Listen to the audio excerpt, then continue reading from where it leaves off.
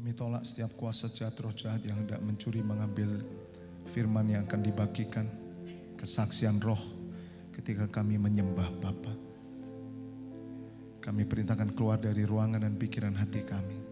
Roh Kudus urapi kami semua, urapi hamba-Mu ini. Kami sambut pesan-Mu malam hari ini, kesaksian roh di dalam nama Tuhan Yesus. Bapak Ibu Saudara yang siap mendengar firman Tuhan bersama, katakan amin. Tepuk tangan buat Tuhan Allah kita. Ya, Bapak Ibu Saudara, kita masuk di Gunung Sinai Worship hari yang ke-10. Hari pertama bagaimana Tuhan ingin supaya Bapak Ibu Saudara mengalami yang namanya spiritual journey atau perjalanan rohani, pengalaman rohani. Gunung Sinai Worship 40 hari ini membawa pengalaman rohani saudara. Dan yang pasti ada berkat-berkat rohani yang Tuhan berikan. Ada satu keilahian yang Bapak Ibu Saudara akan terima. Karena itu lebih daripada yang jasmani. Carilah dahulu kerajaan Allah dan kebenarannya, semua ditambahkan. Saya percaya ketika saudara mengalami yang ilahi, mendapatkan yang ilahi, maka yang jasmani itu mengikuti. Sebagaimana yang dikatakan Tuhan Yesus dalam Matius 6 ayat 33. Dan kemudian hari kedua Bapak Ibu Saudara, jadi Tuhan merindukan bagaimana roh ini keluar. Roh ini keluar ketika daging kita diremukkan. Salah satu peremukan daging itu yaitu mempersembahkan diri di dalam penyembahan kita ini. Itu cara melatih 40 hari ini ya, daging kita dilatih. Walaupun saya sendiri merasakan penyembahan di atas mimbar ini, saya nggak ada beban sama sekali, ringan aja. Karena kita masuk penyembahan roh itu tidak berat, tidak capek.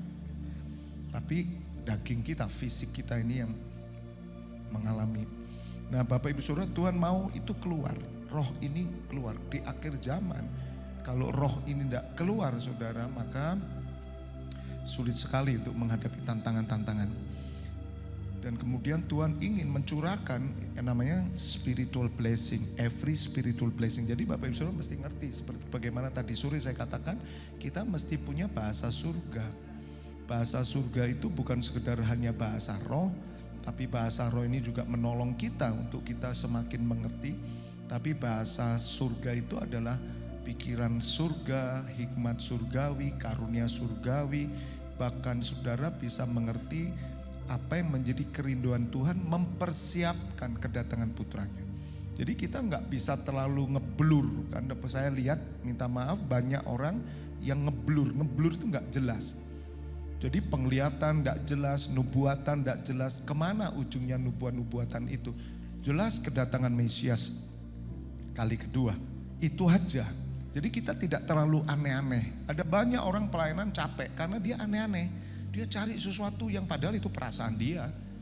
Tajam-tajamnya sulit saudara untuk melihat seorang yang benar-benar nabi itu sudah tidak ada. Di sini itu tidak ada nabi sudah. Jawatan nabi itu ya oke lah, ada karunia-karunia nabi, kepekaan. Tapi seorang nabi saudara, itu apa yang dia katakan harus terjadi. Dan sudah ada nabi itu sudah tidak ada sekarang.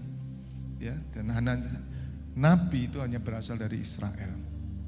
Jadi kalau dari Tuban itu tidak ada sudah. Apalagi dari Janti gitu.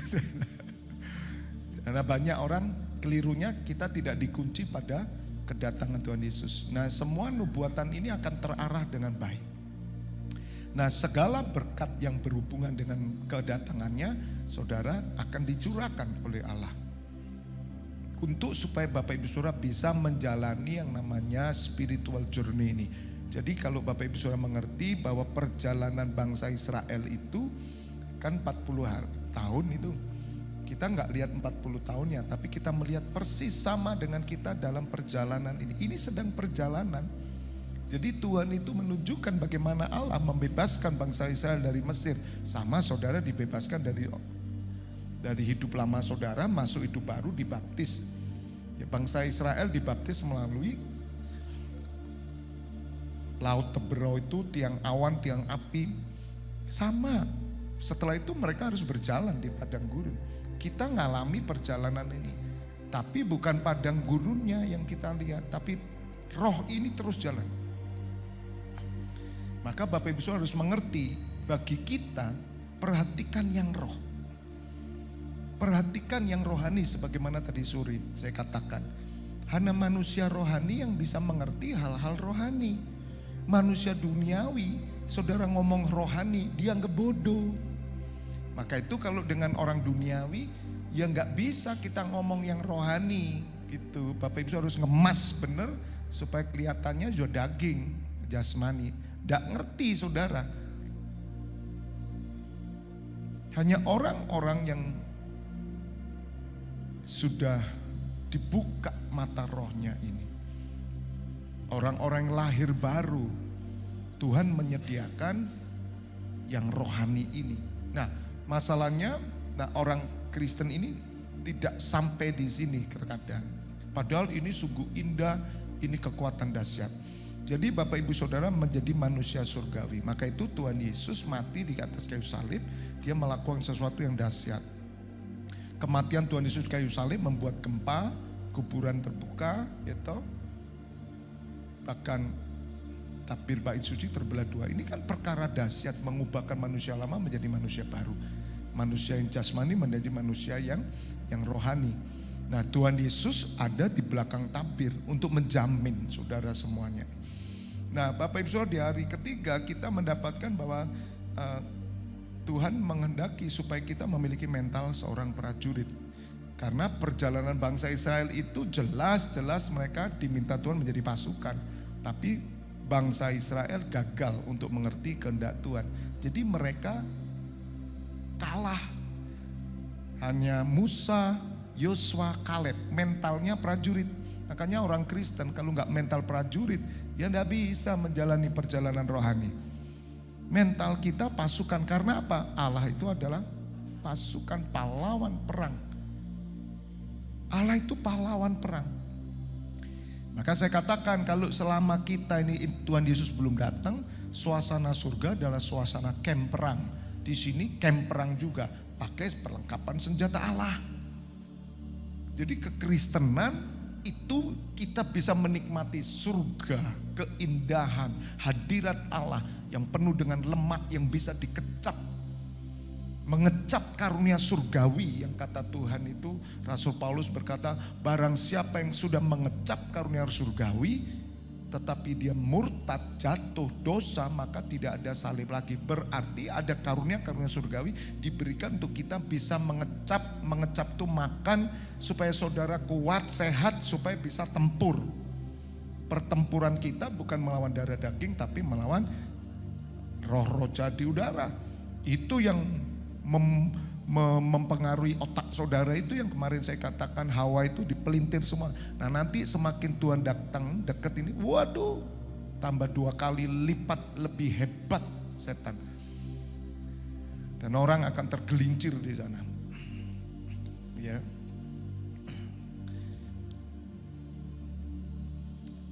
Fenomena yang lama-lama orang sudah tidak perlu agama, itu memang secara spiritual kita lihat orang-orang udah apatis memang. Ya, apatis itu karena mereka tidak bisa berpegang kepada perilaku orang-orang beragama. Tidak ada satupun yang bisa dicontoh. Tidak ada, sudah. Lihat aja di YouTube. Tidak ada satupun agama yang bisa dicontoh karena semua manusia berdosa. Ya nggak bisa nyontoh manusia, tapi ada satu pribadi yang layak dicontoh, Tuhan Yesus. Itulah teladan nomor 1, tidak ada yang ngalahkan. Semua nabi aja utang kok. Di Alkitab itu nabi mati tinggal utang. Tuh, nabi kok utang? Gimana sih?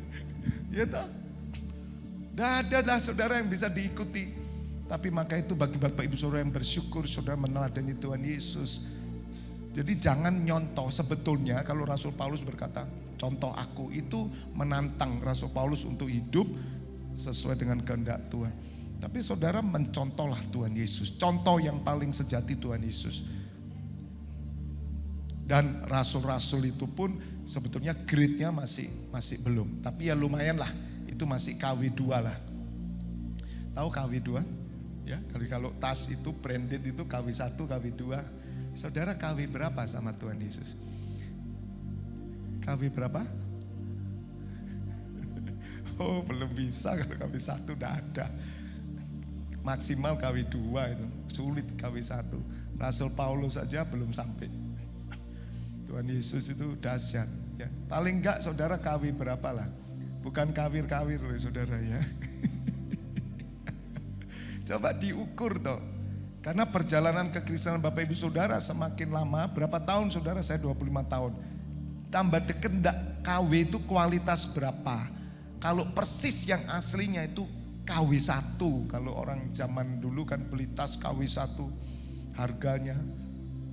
Nah kembali Bapak Ibu Saudara, jadi Tuhan mau supaya saudara memiliki mental prajurit. Perhatikan, bangsa Israel gagal karena dia nggak punya mental prajurit. Mental prajurit nggak pusingkan makan minum. Ternyata bangsa Israel gagal. Hanya gara-gara makan minum pakaian. Bapak Ibu Saudara, ternyata Gunung Sinai, padang gurun Gunung Sinai itu gersang sekali loh Bapak Ibu Saudara. Jadi sebetulnya kalau memang ya kita teliti jujur-jujuran ya. Bangsa Israel keluar dari tanah Mesir itu benar masuk kegersangan dan tidak mungkin orang hidup. Itu sudah diteliti. Di padang gurun tidak mungkin orang hidup. Tetapi Allah menyatakan kuasanya. Dia ada di tengah umatnya. Walaupun di padang gurun hidup. Nah kita nggak percaya gitu loh. Ngerti? Itu benar-benar diteliti oleh orang-orang arkeolog, ahli teologi, ngomong saudara. Karena mereka ada di sana, makanya doakan ya bisa ke sana ngeliat. Saudara nggak bisa dengan otak manusia hidup di padang gurun. Tapi bersama Tuhan mau hidup di mana aja bisa. Karena Dia yang memberi kehidupan. Manusia tidak hidup dari roti saja, tapi dari setiap firman yang keluar dari mulut Allah. Ajaib Bapak Ibu. Nah, perjalanan bangsa Israel ini saudara harus ngerti. Itu perjalanan kita. Bahkan zaman Israel dulu Roh Kudus tidak tinggal di dalam umatnya loh. Tapi kita, Roh Kudus di dalam kita. Roh Kudus dan Roh itu berdoa untuk kita. Tolong bukakan Roma 8 ayat 26. Bapak Ibu Saudara, Roh Kudus itu berdoa loh untuk kita loh. Hebat, jadi saudara itu menjadi orang yang dahsyat sudahlah. Makanya ke depan itu harusnya, karena kerajaan Allah bukan hanya terdiri dari perkataan tapi dari kuasa. Nah kuasa yang bekerja itu pekerjaan roh, itu yang mesti nampak.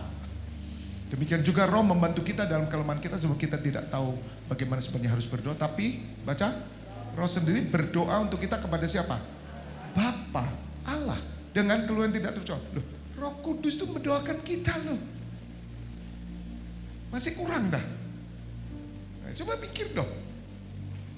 Orang tanya, kenapa terus kita berdoa Pak? Ya karena dikehendaki Bapak begitu. Kenapa kok dikehendaki Bapak? Besok aja kamu mati tanya Bapak gitu aja dah. Otot. Bapak Ibu Saudara lihat. Roh Kudus itu roh doa. Apakah kita tidak hidup terjamin? Makanya kalau saya ini kadang sakit, kadang menderita, kadang persoalan, saya pegang ayat ini.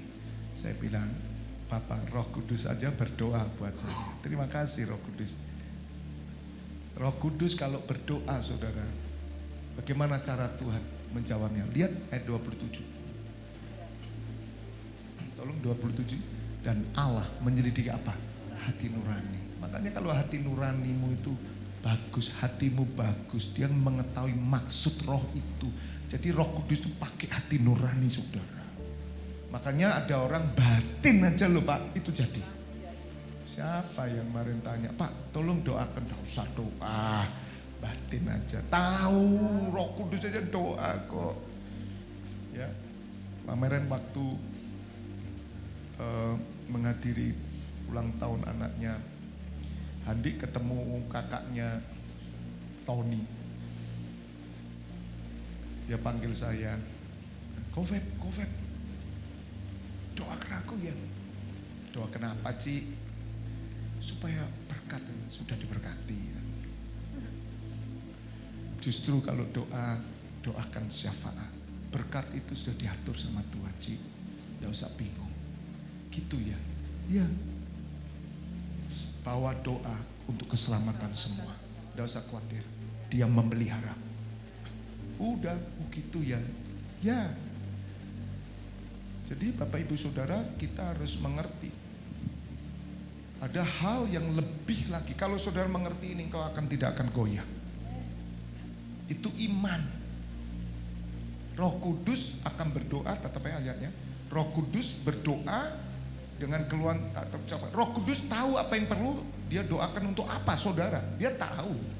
Dia tahu apa yang dia harus doakan. Yang pasti sesuai rancangan Bapa, karena saudara bergerak di dalam pekerjaan Bapa.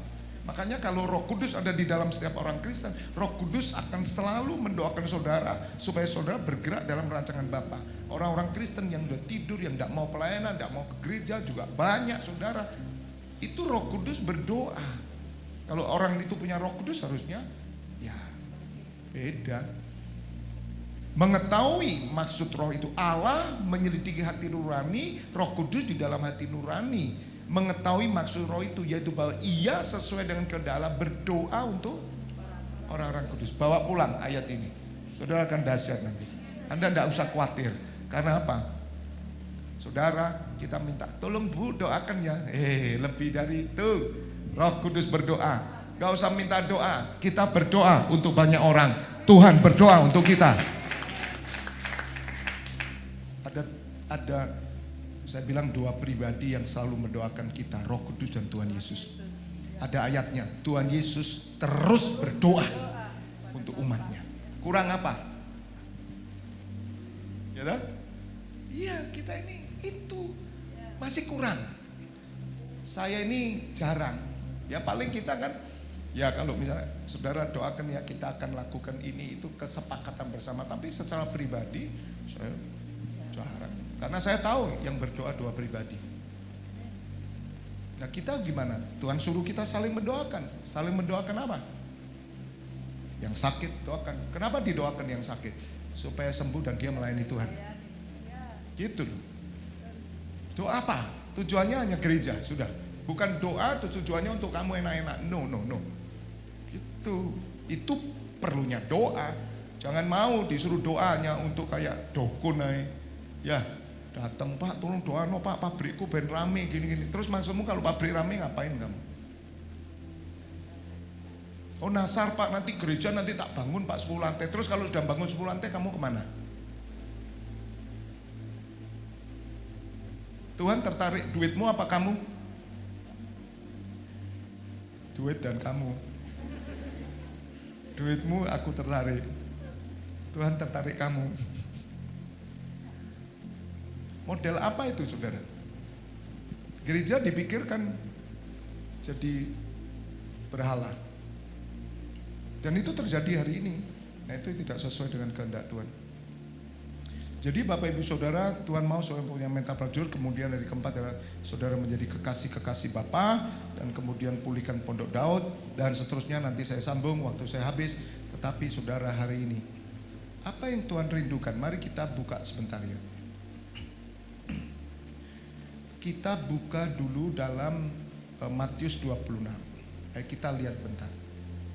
Karena ketika waktu pertama kali saya menyembah, pertama kali di situ roh ini meneguhkan ada kawanan-kawanan domba tersesat. Selamatkanlah domba-dombaku. Waduh. Wah Tuhan.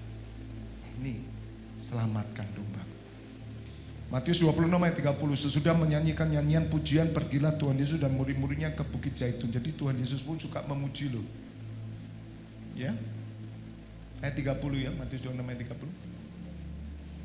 Maka berkatalah Tuhan Yesus pada mereka, malam ini kamu semua akan tergoncang imanmu karena aku, sebab ada tertulis aku akan membunuh gembala dan kawanan domba itu akan tercerai-berai, akan tetapi sudah aku bangkit, aku akan mendahului kamu ke Galilea. Bapak Ibu Saudara, ada kawanan-kawanan domba yang tercerai-berai.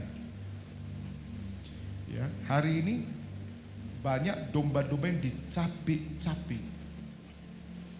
Makanya apapun gereja itu, Kalau gereja ini sungguh-sungguh dalam doa, sungguh-sungguh dalam pengajaran, dalam pengertian-pengertian yang berbeda-beda, gereja ini tetap on fire, maka domba-dombanya akan terselamatkan. Karena Tuhan teguhkan selamatkan domba-domba. Bahkan dalam Yohanes 10 ayat 16, Yohanes 10 ayat 16 dikatakan, ada lagi padaku domba-domba lain yang bukan dari kandang ini. Domba-domba itu harus kutuntun juga, dan mereka akan mendengarkan suaraku, dan mereka akan menjadi satu kawanan dengan satu gembala. Bapak Ibu Saudara, hari ini yang diserang satu gembala-gembala. Itu yang kita belajar Mordekai. Mordekai itu bukan cuma gembala dan pendeta, tapi setiap orang tua Kristen harus jadi Mordekai. Sebab Mordekai itu adalah cinta Tuhan, cinta untuk keselamatan bangsanya, kalau kita keselamatan jiwa-jiwa, dan akan mendidik anak-anak kita menjadi Esther akhir zaman. Esther di tangan Mordekai loh saudara. Memang dia cantik, dia elok. Bersyukur Esther di tangan Mordekai. Esther diajar bagaimana korban bagi Tuhan dan bagi Israel. Diawasi terus, tidak boleh masuk istana. Di luar Mordekai ngawasi terus. Ada apa kamu? Ada apa? Lihat saudara. Dan setan akan matikan sekarang gembala-gembala. Boleh silakan ibadah, tapi mereka tidak akan ngawasi saudara. Yang penting rame, yang penting oke, jangkau jiwa dia. Yang penting rame khotbah-khotbah, tapi apakah benar-benar mereka mengawasi enggak? Seperti Mordekai, lihat enggak? Yang dilihat rohnya. Makanya kita bersyukur Bapak Ibu Saudara, kawanan kecil lebih gampang. Kalau kawanan besar saya akan sewa satpam 100 gitu. Saya suruh jaga gini. Nanti tolong Bapak Ibu Saudara saling menjaga ya. Kalau ada yang main HP, mari saling menjaga. Ada yang ngobrol sendiri, tolong saling menjaga. Ya, ini saya pasang CCTV ini. Dilihat. Kalau kita tidak sungguh-sungguh melatih, rusak domba-domba ini. Bahkan ada domba-domba lain yang akan datang. Itu masih harus dibawa masuk. Itu tanggung jawab kita, saudara. Makanya kalau saudara tidak dilatih sama Tuhan untuk roh saudara bangkit, kekuatan roh, maka Bapak Ibu Saudara tidak bisa menyelamatkan domba-domba itu. Jadi PR kita bukan cuma jangkau jiwa loh saudara. Jangkau jiwa itu orang kan belum sama sekali mengenal Tuhan Yesus, percaya. Ini masih belum selesai, masih panjang jalannya. Ya toh, masih dimuridkan. Nah sekarang yang di dalam ini kemana? Kocar-kacir saudara. Karena itu ada Mordekai yang dibunuh sama setan. Mordekai yang mulai dirusak motivasinya. Supaya Bapak Ibu Saudara mengerti, karena gembala-gembala ini sasaran setan. Apalagi domba. Gembala dicerai-beraikan langsung, dihancurin. Gembalanya, domba tercerai-berai. Kepalanya dipukul, domba tercerai. Mukulnya pakai apa? Itu tadi kemarin, pakai logika. Gitu loh. Gembala-gembala udah dipakai logika semua. Udah gak pakai spirit, logika, kelihatan baik, enak. Ya yang penting baik. Oh indah ya, gereja indah. Tapi dia gak tahu rohnya kemana ini. Yang mengerti katakan amin. Harus dibutuhkan gembala-gembala yang peka, yang sungguh-sungguh untuk menyelamatkan kawanan domba. Maka itu mari saudara kan sudah imam-imam nih. Ayo gak apa-apa, jangan takut. Kalau saudara negor, tolong ya dek, tutup itunya. Kalau marah, laporkan saya. Gak apa-apa, gak usah takut. Jangan takut, waduh Pak nanti saya dilaporkan. Gak perlu dilaporkan apa enggak. Masuk neraka ya tanggungan sendiri kok. Ya toh, tapi kan tanggung jawab. Tolong dilihat. Saling menasihati. Kita jadi berkat. Buktinya ada orang yang kesini itu ibadah. Dia saksi kok, luar biasa. Orang-orang di Janti serius mereka menyembah. Coba waktu sore itu sebelahnya kayak gitu. Sudah saya tegur, ada yang saya tegur. Saya kasih tahu anak muda. Saya kasih tahu, tolong kamu jangan main game. Ya main game bener, tahu kok. Nah, kita mesti ngerti, ya, ini perkara roh. Jadi Bapak Ibu Saudara, mari kita saling menasihati, menjaga, ya. Selama itu menjadi kawanan domba, supaya mereka akan menjadi satu kawanan dengan satu gembala. Gembala yang betul-betul membimbing.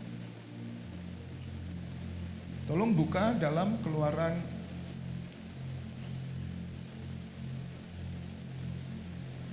29.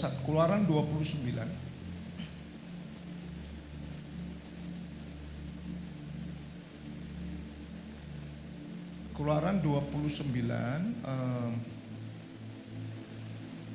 ayat 38. Bapak Ibu Saudara, kenapa tadi saya sampaikan bahwa ini adalah meeting room, kemah pertemuan.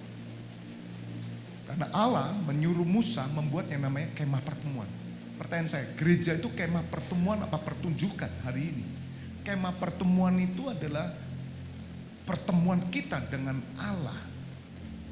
Benar-benar kita ketemu dengan Tuhan. Karena kita bersehati bersama-sama.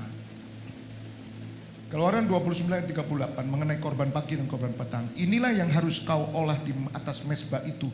2 anak domba berumur setahun tetap tiap-tiap hari. Tiap-tiap hari loh, ngelola. Itu zaman perjanjian lama itu bayangan loh. Kita roh. Oh enak yang roh Pak. Saudara, yang roh lebih berat. Tuhan Yesus ngajarkan. Kalau kamu melihat seorang wanita dan menginginkannya, kamu sudah berzina dalam hati. Sedangkan kan perjanjian lama, kalau saudara berzina, saudara pergi dengan seseorang perempuan, pelacuran, Anda berzina. Tapi Tuhan Yesus berkata, aku datang untuk menggenapi hukum Taurat. Kamu berkata bahwa orang yang membunuh harus dihukum. Tapi aku berkata orang yang membenci saudaranya, dia adalah pembunuh. Bayangin saudara, lebih berat yang roh itu. Jadi saudara jangan pikir, Pak enak ya Pak, ya kita ini tidak terikat hukum Taurat. Terus maksudmu apa? Santai Pak, tidak ada. Yang roh jauh lebih berat, hukumannya lebih berat. Ngelirik, menginginkan, kena kamu dah. Aduh, minta ampun Tuhan, ampuni. Nah, kita hari ini sudah buka HP, udah kelihatan semua. Tapi Anda harus kontrol, gak usah terintimidasi juga. Ya biasa aja ngelihat, puji Tuhan, ya Tuhan. Ya cuman gitu aja. Tapi tidak menginginkannya. Aja mau bayangkan, waduh.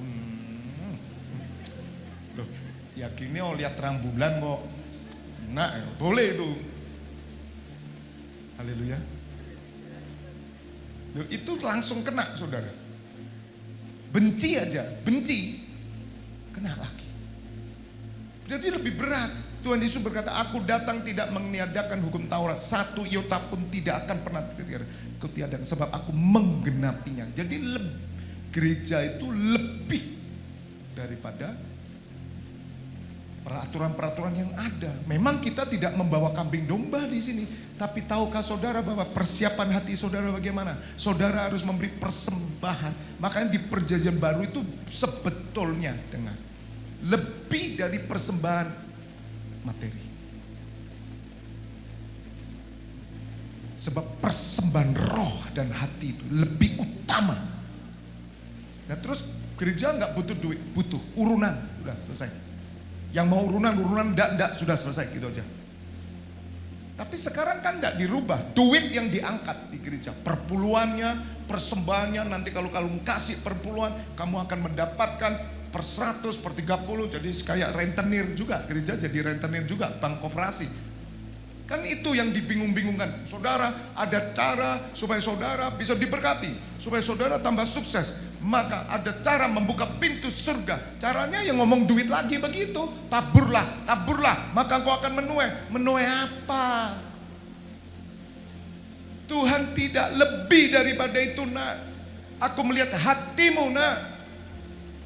Katakan amin. Yang mengerti tepuk tangan. Bukan berarti kita nggak butuh duit. Perlu, tapi bukan itu.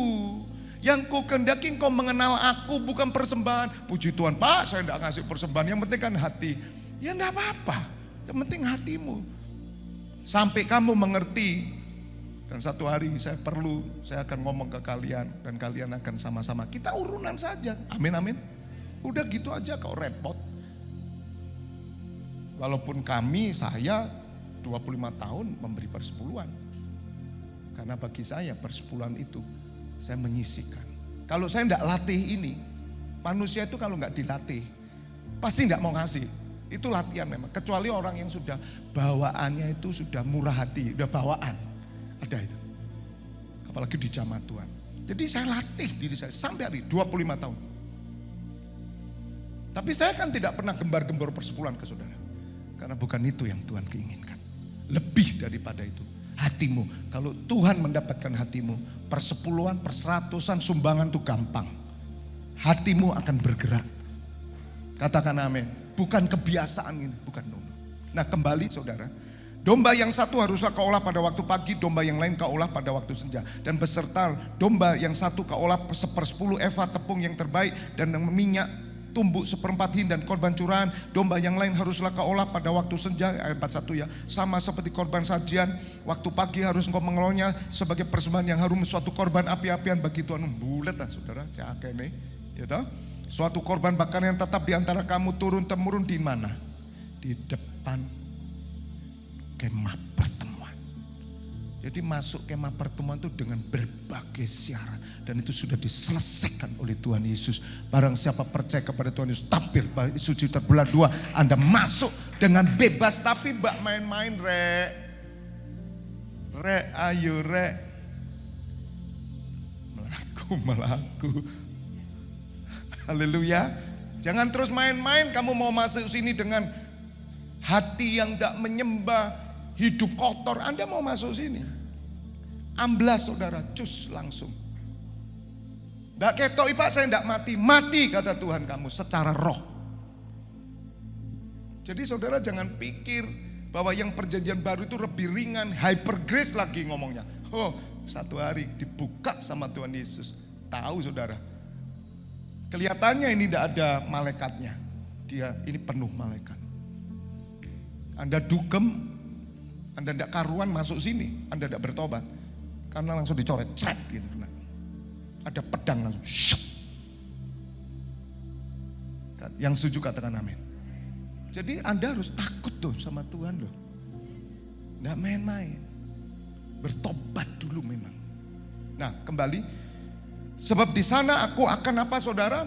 Bertemu dengan kamu untuk berfirman kepadamu. Di sanalah aku akan bertemu dengan orang Israel dan tempat itu akan dikuduskan oleh kemuliaanku. Aku akan menguduskan kemah pertemuan dan mezbah itu, lalu Harun dan anak-anaknya akan kukuduskan supaya mereka memegang jabatan apa? Imam. Di kemah pertemuan itu kumpulnya para imam. Nah ini yang Tuhan mau di hari ke-10 ini saudara mengerti bahwa saudara memiliki yang namanya bahasa surga. Saudara adalah peduli terhadap jiwa-jiwa karena ada domba-domba tersesat. Saudara harus membawa ke dalam kandang ya, dan saudara harus berhati-hati karena ada banyak serangan iblis yang membuat saudara akan goncang, termasuk saya, pendeta-pendeta semua. Hati-hati. Karena akan terserak, tercecer semua domba-domba. Siapa yang tekun membangun kemah pertemuan. Bersyukur di tempat ini saudara, kemah pertemuan selalu dibangun. Membuat kita bertemu dengan Allah dan kemuliaannya turun. Amin. Aku akan diam di tengah-tengah orang Israel dan aku akan menjadi Allah mereka. Maka mereka akan mengetahui bahwa akulah Tuhan Allah mereka yang telah membawa mereka keluar dari tanah Mesir. Supaya aku diam di tengah-tengah mereka. Akulah Tuhan Allah mereka. Jadi Bapak Ibu Saudara, yang namanya kemah pertemuan itu sangat penting sekali. Itu perjumpaan kita. Nah Tuhan mau di tempat ini menjadi perjumpaan antara roh dengan roh.